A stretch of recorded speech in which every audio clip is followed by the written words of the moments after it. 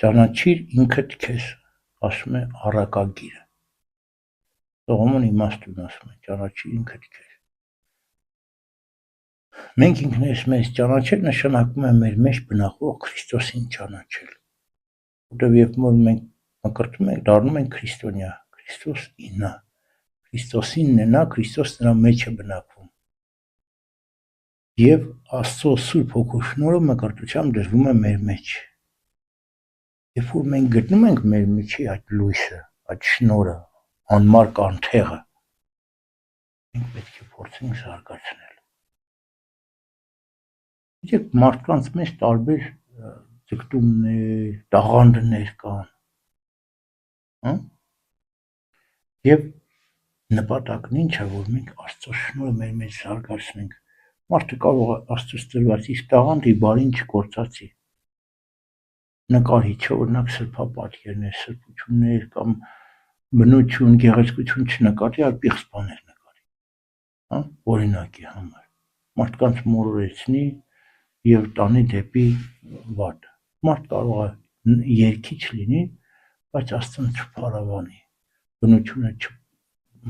չերքի, այլ ավելի վատ ցածրարժեք երգեր երգի, մարդկան Աստծուց հեռացնի։ Այսինքն մարդու նպատակն է ճանաչել ինքդ քեզ, նշանակում է մեր մեջ գտնել աստվածային շնորհը եւ աստվածային շնորհով զարգացնել մեր միջի տաղանդը։ Աստված միշտ չի մերժում մարդու միջի տաղանդը։ Տաղանդը ուրիշ բան է, շնորհն ուրիշ բան է։ Տաղանդը մարդու միջի յուրահատկությունն է, առանձնահատկություն, ամեն մարդ ինչ որ տաղանդ ունի։ Յուրահատուկ է, մարդը մեկը սիրում է մտածել արհեստների մեջ, արվեստների մեջ, մյուս բաների մեջ լավ չի, բայց շատ փայլուն մտածողություն ունի, շատ լավ միտք ունի, ինչպես հնում իմաստասերները հզոր մտածողներ էին, դարերին, սերունդներին գալիս անցնում գնում են, բայց հազվագյուտ իմաստասերներ կային, Արիստոտել, Պլատոն, Սոկրատես, Պյութագորաս եւ վերջո։ Այդ իմաստասերների տաղանդը մտածելն է, որտեղ մտածելը ամենադժվար բանն է, ամեն մարդ չէ, որ կարողանում է կառուցողական մտածողություն ունենալ։ Հենց այդ իմաստասերները կառուցողական մտածողություն ունեն եւ իրենց այդ մտածողությունը ոչ միայն իրենց համար է, այլ իրենց ժամանակաշրջանի մարդկանց համար է եւ հետագա սերունդների համար է։ Ոմանք թույլ են, տկար են մտածողությունից, բայց արարել ստեղծել գիտեն եւ կարողանում են այդպես արարել ստեղծել, ոմանք երգել եւ այսպես ամեն մարդ իր մեջ պետք է գտնի Աստծո շնորհը եւ իր միջի տաղանդը փորձի ծառայեցնել Աստծո շնորհի, Աստծո շնորհով զարգանալ։ Պարզ հասարակ մարդ կարող է լինել, որ ոչ մի տաղանդ էլ չունի, ոչ մի մտածողության կարողություն չունի, բայց ունի բարի սիրտ, ունի աստվածային շնորհի զգացողության յուրահատուկ կարողություն, այսինքն ինքը զգում է Աստծո շնորհը իր մեջ, սերն է իր մեջ այրվում եւ այդպես Աստծո սիրով այրվում է, գնում է առ Աստված։ Որտեղ Անտոն Անապատականը 20 տարեկանում, երբ որ լսեց, որ ունեցվածքդ բաժանիր, բաշխիր աղքատներ, եթե ուզում ես կատարյալ լինել, եւ անի ինձ հետևից։ Եվ գնաց այդպես էլ արեց։ 20 տարեկանում իր ունեցվածքը վաճառեց, մի մասը թողեց իր քրոջը, մնացած ամբողջը բաշխեց աղքատներին եւ գնաց անապատ։ 35 տարի ճգնեց տարբեր վայրերում, ի վերջո 55 տարեկանում, 35 տարի ճգնությունից հետո նոր աշակերտներ ընդունեց, որից հետո կրկին առանձնացավ եւ սկսեց ճգնել, Տիրոջը նվիրվել։ Սուրբ Անտոն Անապատականը նմանվում է թաքնված գանձի, որ մարդիկ ման եկան եւ գտան, եւ ասում է Շուշան ծաղիկը կա, որ թաքնվում է, բայց հոտը տարածվում է եւ մեղուները հենց այդ հոտի վրա են գալու, ինքը չի երևում, սպիտակ է եւ շատ անգամ գաղտնի է, բայց հոտը շատ ուժեղ է։ Եվ Շուշանի վրա մեղուները գալիս են, թռչունները գալիս են եւ գտնում են ու նեկտարը տարածում են, նեկտարը վերցնում են։ Ճիշտ այդպես էլ Անտոնանապատականներ, ասում է Շնորհ Պատիար Գալստյանը, թաքնված Շուշան էր։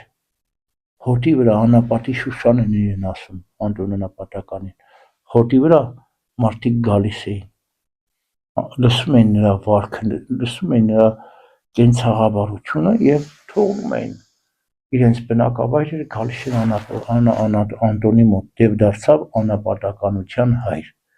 առաջին մարդը, որ անապատում շարժում ստեղծեց ճգնակեցության, առանձնության, աստվածանվիրության։ Հիմա տեսեք աշխարհիկ մարմնավոր իմաստով ոչ նկարիչ է, ոչ երգիչ է, ոչ ճարտարապետ է, ոչ իմաստասեր է, Անտոնանապատական ասում են կարդալ էլ չգիտեր, բայց ամբողջ գիշեր աղոթում էր եւ լուսադեմին ասում էր արեգակ, ախր ես աղոթքս չեմ վերջացրել գիշերային, ինչու ես ծագում, մի քիչ սպասիր, ես քաղցր աղոթքս վերջացնեմ, նոր կծագես, այսպես այնքան աղոթասիր էր, գիշեր 3 աղոթքով էր անցկացնում եւ Աստծո շնորհիվ մեջ այնքան զորեղ էր, որ զարգանում էր եւ դարձավ անապատի հայր։ Իրականում աշխարհիկ իմաստով շատ մեծ գործ չարեց, բայց հոգեվոր իմաստով անապատի հայր դարձավ, բազմաթիվ հետևորդներ ունեցավ եւ հետագայում նրա օրինակով շատ անապատականներ գնացին Եգիպտոսի անապատներով ճգնեցին։ Հիմա շատ կարեւոր է թե մարդը ինչպես է ճանաչում ինքն իրեն, ճանաչի ինքդ քեզ նշանակում է Աստծո շնորհը գտիր քո մեջ եւ Աստծո շնորհը ինքը քեզ կթելադրի թո ինչ տաղանդ դու ունես, որտեղ Աստծո շնորհն ինչ է, լույսը ծագում է քո մեջ, դու հստակ տեսնում ես քո աստվածատու տաղանդները, որտեղ տաղանդներն էլ Աստված տվել եւ շնորհն էլ Աստված տվել եւ Աստծո շնորհով քո միջի տաղանդը զարգացնում ես եւ ամենակարևոր կյանքիդ նպատակի իմաստը ո՞րն է լինում Աստծո շնորհով ապրելը, որտեղ տաղանդի նպատակն ինչ է Աստծո շնորհով զարգացնել եւ մարդկության ծառայեցնել, այլապես Աստծոց տրված այդ տաղանդը իզուր դու կվատնես, իբարին չես ծառայեցնի եւ դա քեզ ոչ թե արդարացում կլինի, այլ դատապարտություն։ Ուրեմն մենք շատ կարևոր է որ լավ ճանաչենք ինքներս մեզ, այսինքն գտնենք մեր մեջ այդ կենթանարար աղբյուր Աստծո շնորհի, Աստծո շնորհով լուսավորվենք, գտնենք նաև Աստծո տրված մեր տաղանդները եւ Աստծո շնորհով Աստծո տաղանդը զարգացնենք, հասցնենք իր նպատակին։